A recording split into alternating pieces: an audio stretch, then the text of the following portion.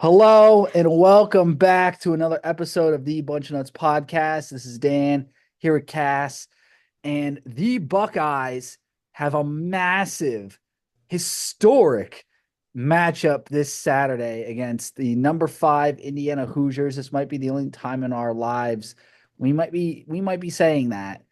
And we have the trifecta coming to Columbus. We have Big Noon Kickoff, College Game Day, and Big Ten Tailgate or BTN Tailgate, whatever they call it. Hey, Uh, BTN Tailgate's bringing Braxton Miller and Ted Ginn back, so I mean, look, which means they'll that's pop in great.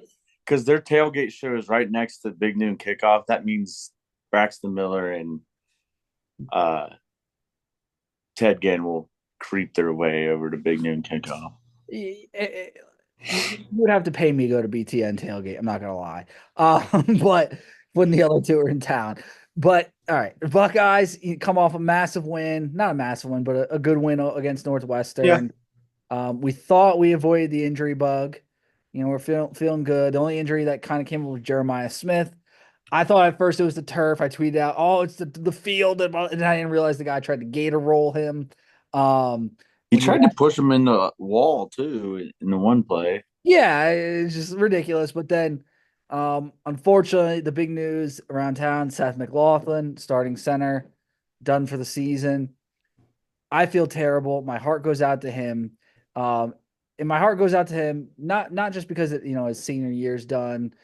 He's done playing college ball, I believe, unless there's like some weird COVID year rule. I don't know. I think he's going to the NFL though. But I feel bad because he's not going to be able to play against Michigan now, Yeah, and he's not going to be able to get his revenge for the Rose Bowl. So that's what I'm really upset about for him because I feel like him and Caleb were probably had that game circled on their calendar. They were going to be so excited to play in that, and now he's done for the year with one of the most painful injuries you can have, an Achilles tear. My mom had that. I remember. She had that when I was younger, and like it's just a painful injury. It's a nuisance too. So, thoughts and prayers, Seth McLaughlin. Um, but I was pleased with the Northwestern win, I would say. yeah, it took a while and a minute to get going, but you know, I think that once they finally woke up and realized, hey, we got to play a ball game, get out of here healthy, and all that fun stuff. And, we had some great moments. We had some moments that just made you scratch your head. But overall, great win. Good. The field actually looked really good. Um, there was some moments where Fitzgerald, tried to beef it out with Jeremiah Smith, tried to roll his ankle, tried to push him in the wall. I don't know what he was doing. And it was crazy. And I thought pretty solid win. Not our best performance, not Will Howard's best performance, not Denzel Burke Yeah, or it was a win. Uh, it was a weird win.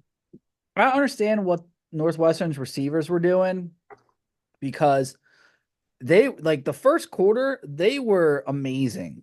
They were catching everything, making crazy catches on our guys, and I it was frustrating me because you know Northwestern, their quarterback and their receivers are definitely not the strength of their team, but they definitely played really well, at least in the first half. I thought, and the game kind of changed.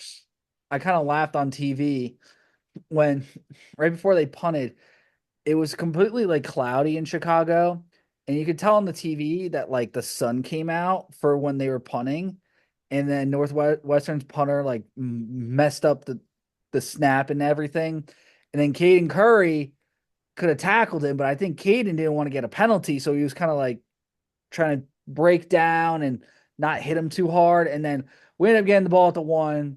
Judkins scored, and that's really when we took over. And once Ohio State got control, they basically were like a snake. They just kind of like wrapped around Northwestern and then kind of just suffocated them. It felt like.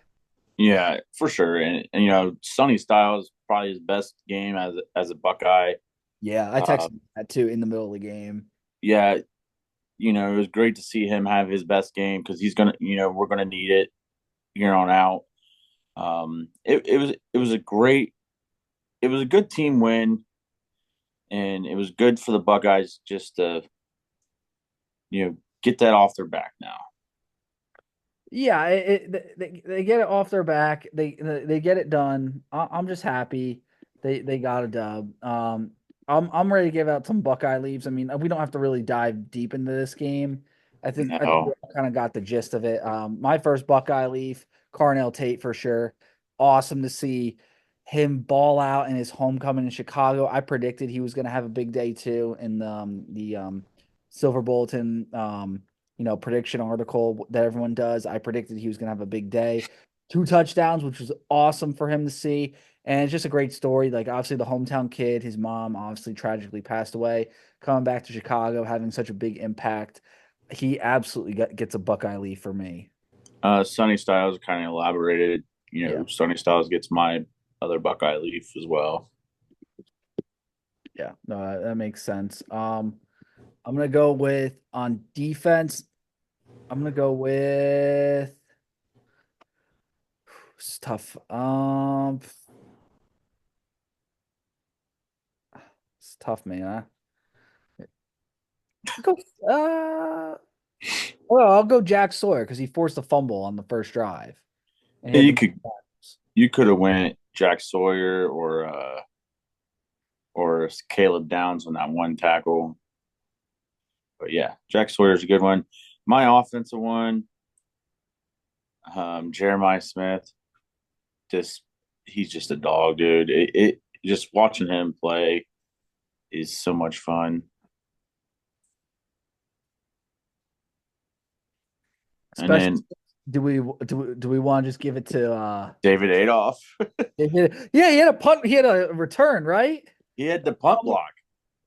He's the one that Oh, got credited for the punt block. he's the one who got credit. Okay, I was like, who got? It was David because I'm looking at the stat sheet and it says David Adolph 1 punt return for 26 yards, and I'm like, he was back returning kicks. That makes sense. Yeah, that's who. Absolutely, David Adolph, bro. Oh man, yeah. It, that's all what really was worthy, in my opinion. So Looked like a great atmosphere. Um, I hope the Big Ten does it again, just not with Ohio State at noon. how about Rutgers or you know It should be like, UCLA or how about Northwestern versus like Purdue, Rutgers, Maryland. Indiana. Well, Indiana, you never know. They got Kirk Getty with the 8-year contract It's and so this is Sleeping Giant. I've heard. so this is a good segue. Ohio State plays Indiana this week. Is Indiana more? I'll give you 3 options. Are they 2021 Michigan State, 2020 Indiana, or 2017 Penn State? I feel like that's the 3 ways this game can end up. I'm going 2020 Indiana just because Michael Penix was a good quarterback. Rourke's a good quarterback. Uh, the 2021 Michigan State and 2017 Penn State had stud running backs. Indiana don't have a stud running back. They have good wide receivers and they have a good quarterback Yeah, I would probably say this game should mirror the and 20. a stud defense tackle. I feel look, I think it should mirror the 2020 game, which was a pretty good game. Ohio State took a firm lead in that one. And then Justin Fields had the weirdest game of his career. Yeah, then Indiana kind of just crept back into it, and ended up being a one-score game. But Buckeyes were clearly in control. I was the only one in the stands that game. You were actually. You were that's the crazy part. You were one of the only people who were actually at that game. So, yeah, Yep. no, so true. Um, you can say that. Yeah, it's so funny. I think it might be like 2021 Michigan State, bro, because Kurt, he gets the big extension right before the game, kind of like Mel Tucker. They're flying high, but when it came down, it didn't come down to the X's and O's. It just came down to who had the talent, who had the dogs, and 49-0 at halftime. CJ Stroud had like six touchdown passes. Our receiving core lit them up. I think that could happen this weekend. I'm gonna say it's gonna be 2021 Michigan State again. The week before Michigan, we play them. We're peaking at the right time. I think it's going to be like that. Because I also the spread on the game was 12 and like 12 and a half. And every time I see that 12 and a half spread in a game like this, at least from history, I remember, Ohio State always wins big. And I don't know what it is about like that low teen spread, but they always play well when they get a spread like that. And you know, Kirk Cinetti, good coach. I really do. He's got his team playing really good, very, very confident, but they haven't been smacked in the mouth yet. Um, Strength of schedule 106th in the country. Best two teams they played on. Not their fault. I'll give them that. Not their No. fault. Best two teams that they've played on their schedule was Washington and Michigan, which we expected that they should have been pretty good this year. Yeah, but both teams have really been bad.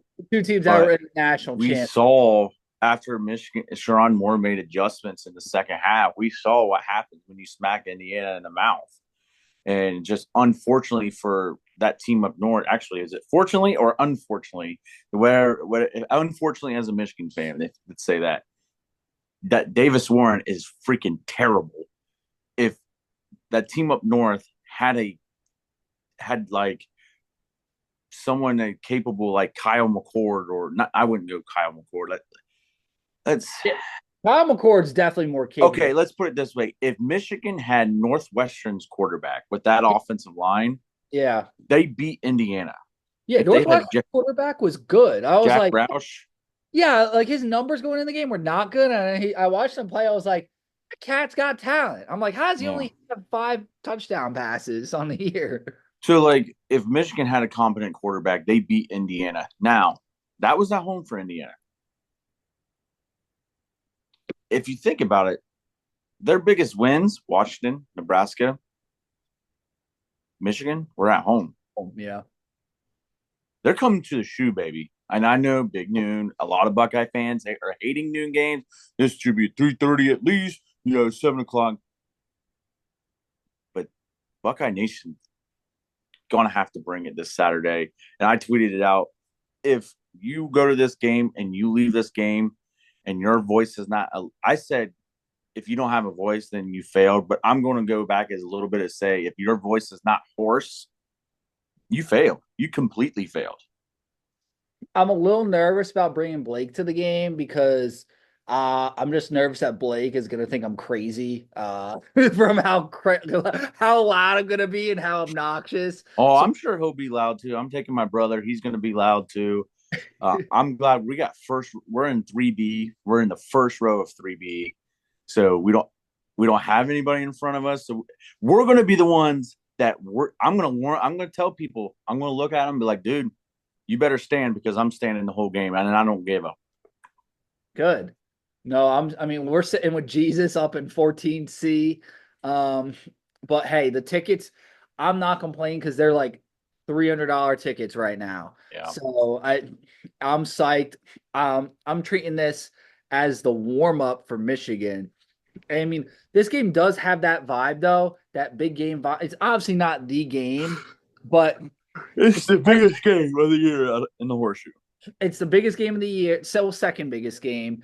And then it's a nice prelude to Michigan. And I'm psyched. Like, I'm going to be yelling. I'm going to be jumping. I'm going to be jumping to keep warm. It's going to be a cold one. It's going to be I think it said high of 40, but it's going to feel like 28 degrees. High of 48. Yeah. At kickoff, they say it was like 41, but the wind, 10 to 20 mile an hour wind, which can work in Ohio State's favor. And I think I texted you, it was either you or my brother. I said, this can work in Ohio State's favor with 10 to 20 mile an hour wind because what is Curtis Rourke good at? The deep fade route. If you throw a deep fade, and we know, I've been down on the field for swirling wind games, that wind swirls. It does.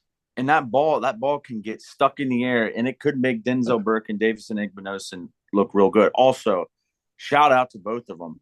45-minute last night they spent 45 minutes after practice working on, and I'm sure they did Tuesday night and tonight, just working on those deep ball and working on those.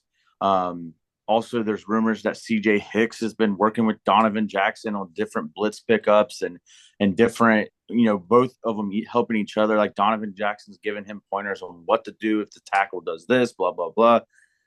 Which shout out Donovan Jackson. The dude has become one. I mean, he's definitely probably going to the NFL after this season. If Oh he yeah, if he were to stay, he has absolutely earned a captain position, I think. For the past couple of weeks, his he's a leadership. four. Is he a 4 year or fifth year senior? Uh no, I don't I He's think going pro though. he is, but if he were somehow to return, he's absolutely going to be a captain. Well, and the thing too, yes, Seth McLaughlin's hurt, but he's also helping Carson Hinsman, who's going down to back to center. And I know that sucks that we lost Seth McLaughlin, but we were more fit to replace an interior lineman more than we were Josh Simmons. Yeah, no, I agree with that. It's a quick fix and like it wasn't. I mean, you alluded, you texted me this, and I just tweeted it out. The starting offensive line, I don't think is much of a question because it's gonna Donovan Jackson, Austin Seyerfold, Carson Hinsman at center, yeah, Tegra at guard, and then Fryer at tackle. All you're doing is just shifting Hinsman over and putting Seyerfold. Um, yeah, it is like yeah, he's not Seth McLaughlin, but like Hinsman was our starting center last year. So Yeah. I'm And, not and I look to this way too. The way they're praising Josh Padilla, as well. He's a mauler. He's a wrestler.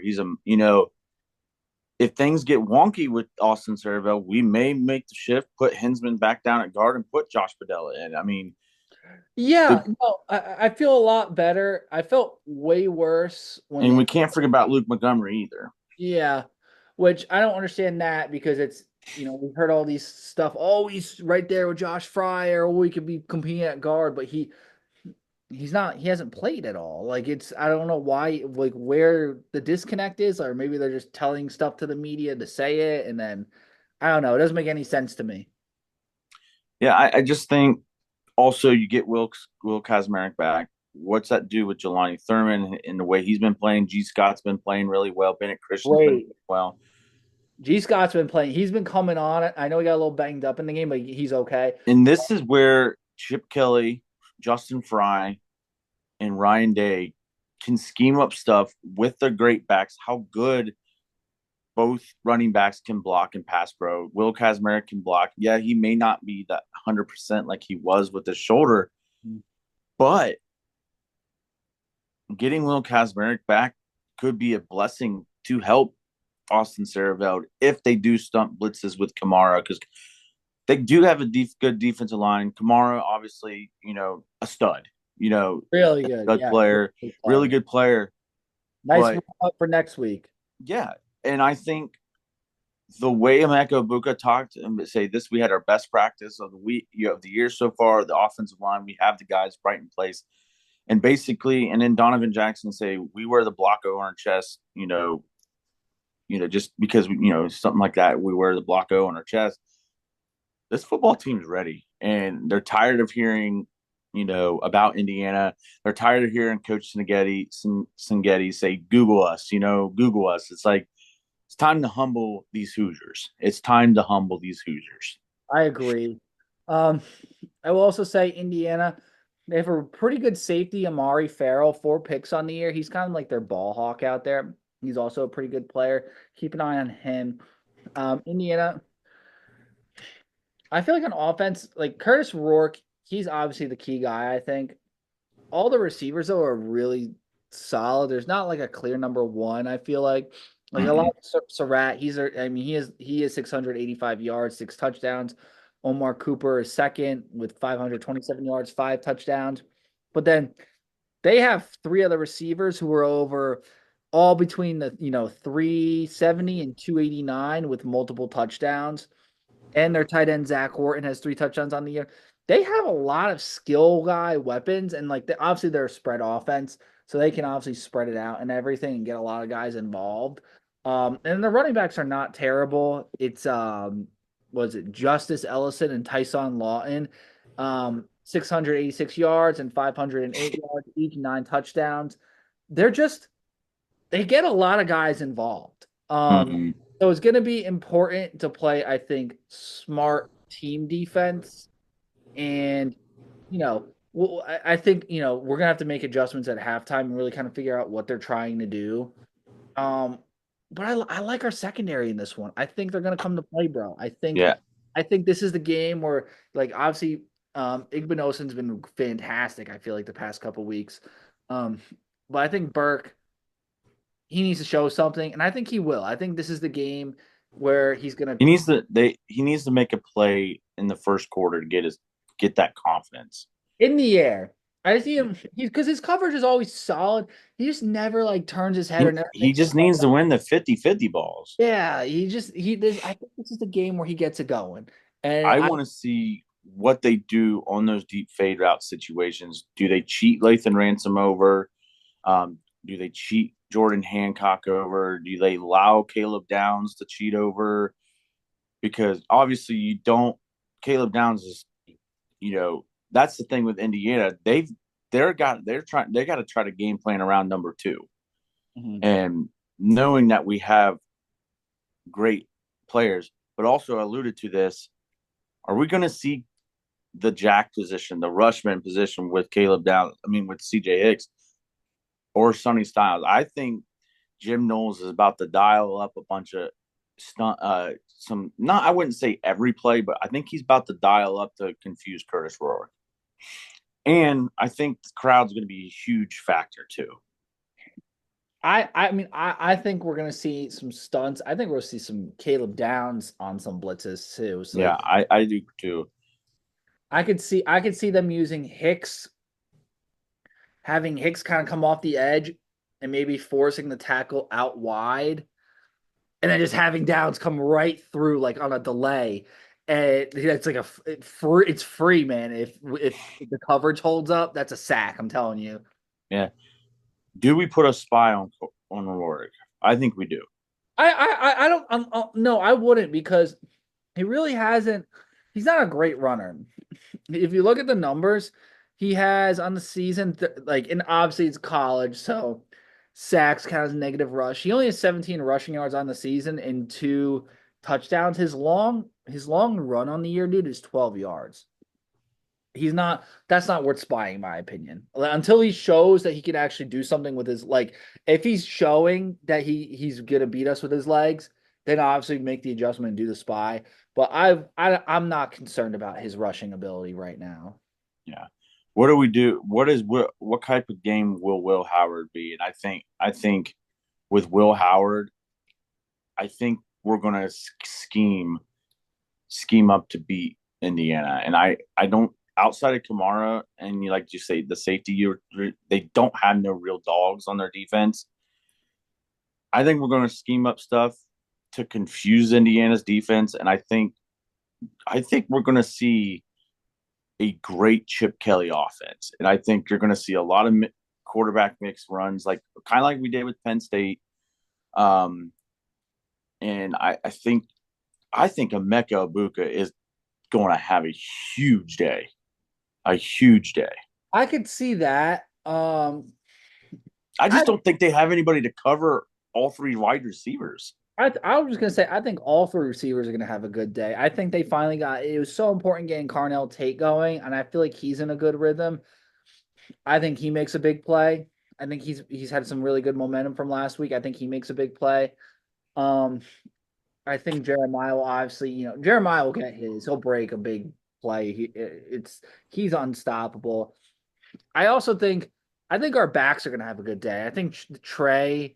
It's funny because I feel like Judkins had a great game because he had the 2 touchdowns. I feel like Trey's gonna want it this week now, and he's gonna want to get in the end zone. So I think, I mean, I just think all our skill guys have a great day, to be honest. Yeah. All right, score predictions. Or it's that time of the day, time of the show where we go Oh, for.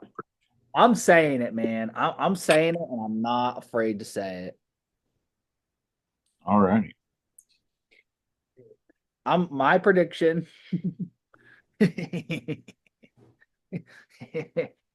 I'm putting this on the graphic. I don't care. I'm Buckeye doing it. 49 nothing. Let's go. Halftime 49 nothing. Uh, Put it on the graphic. I am. I'm doing it right now. 49 nothing. We shocked the world. Indiana doesn't know what hit them. And if we win 49 nothing, they can't be in the playoff. That I will say this though. Outside of Ohio State doing that, Indiana should be in the playoff. No doubt. Oh, I think they will be. I don't need the SEC tiers. Like they're a top 12 team. No ands, ifs, or buts. No, unless Ohio State does win 49 nothing, which is possible. Possible. Well, I'm a little bit more conservative with my pick, and I got 31 Ohio State 31-16. I just think our offense will be too much, and I think we're going to humble Indiana. I do think Indiana will get a couple scores, but we're a bend don't break defense, and I also think we're going to force Indiana to kick some field goals too. So there's two quick things I want to bring out. One, Indiana comes off a bye. That could be a good thing for them because maybe they have some trickery up their sleeves. I could see them running some trick plays because they have that extra week to prepare. So watch like a toss pass or something like that, or like the reverse flea flicker, the nonsense that always gets Ohio State that they will bring out against Ohio State. My other thing is though, their best corner, and Mitch actually just texted me this in the middle of the show. He said Indiana's best corner is 5'9". So these receivers are gonna eat, bro. These receivers are gonna eat. Thank you, Mitch, for that stat, by the way. Unsolicited, just randomly told me that. Yeah, I put it on the graphic. It's officially on the graphic that I'm about to send to you right now. And I'm using a background filter that looks like snow too, because like snow and frost, because it's supposed to be cold. Oh yeah. So I got to figure out the better fonts eventually. But yeah, But I'm excited. I'm excited to see Blake. Excited to yeah, see you, Cass. Excited to see your brother. Excited to see Jason. Jason, one of our buddies from Twitter. He's gonna be there. I'm gonna try to find him at the tailgate. we all tried to win parking passes. It was kind of funny. Campus park. They all tried to win part, and I'm just like, yo, just park on 4th Street and just walk. It's like a mile. I'm parking at Chemical Abstract right behind the Fawcett Center, and it's not even a mile walk. I park on 4th or Summit and just walk down. I'm probably gonna be meeting Blake at like the Dunkin' Donuts or something. And we're gonna walk over, but we gotta do our picks. We got like only 4 minutes. We gotta do some lightning picks. Oof. Let's go, Cass. All right. This week I have this is at 3:30 CBS. This is the Penn State trap game of the year. It's number 4 Penn State at Minnesota, and it is a 11.5 point spread for Penn State. I like Penn State. I'm gonna take Minnesota here. Um, we got 3:30. This is a huge one actually for the Big 12. BYU versus number 21, number 14 BYU at number 21 Arizona State. Arizona State -3.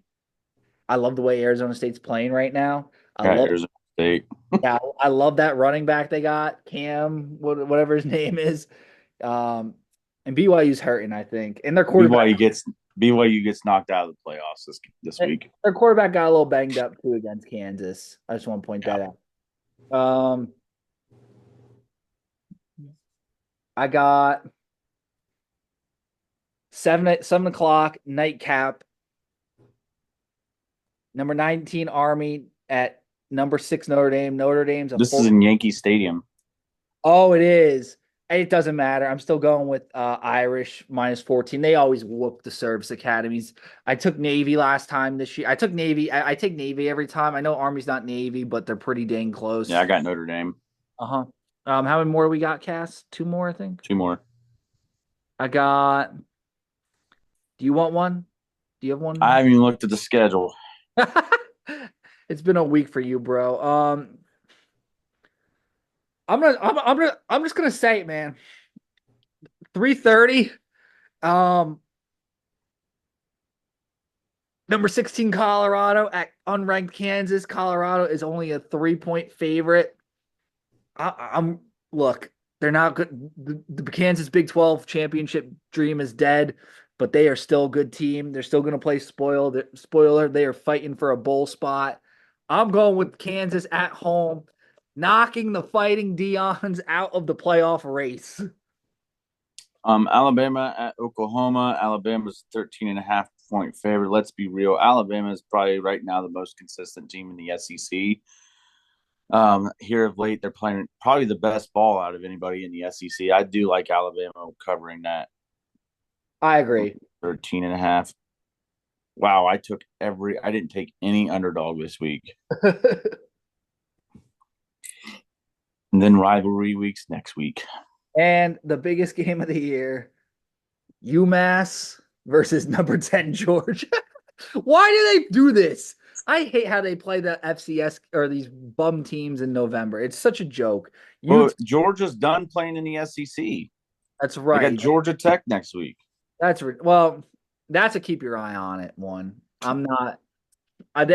Georgia Tech is going to play hard in that one. Georgia Tech is not the Georgia Tech of old. No, Georgia, Kirby Smart is becoming the biggest whiner in college football. Try playing in this environment. Bro, I hope you go to Pitt State College. I know State College December 21st. Yeah, I just want TikTok SEC fans, TikTok. I stepped outside my porch today. You know what they're going to do, though? Full of snow. You know what they're going to do by the end of it, and they do the committee. That's going to be Alabama 8, Georgia 9, 8-9 seed, and Ole Miss will be or Tennessee would be the short straw and be the only SEC team to go north.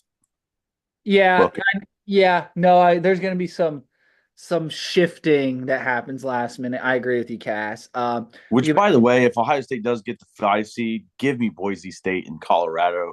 Great path to the semifinals. Yeah, if Ohio State gets the 5 seed and gets like Georgia or Bama or like Tennessee, I'm going to have a conniption. We got 20 seconds here. Just want to say thank you, everyone, for listening to another episode of the Bunch of Nuts podcast. Go check out our sponsor, Forever Game Day. I'll post a link on Twitter. As always, use promo code NUT for 15% off your first purchase. And let's go Bucks and let's beat Indiana.